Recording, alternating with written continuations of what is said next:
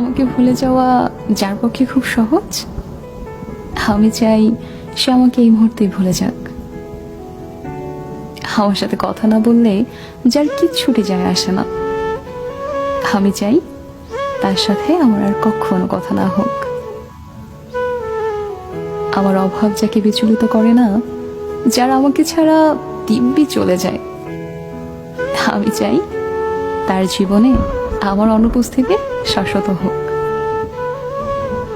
আমার অভিমান, আমার কান্না, আমার নির্ঘুম রাত যাকে বিন্দু মাত্র স্পর্শ করতে পারে না, আমি চাই তার আঙুল আর কোনোদিন আমার আঙুলে স্পর্শ না করুক।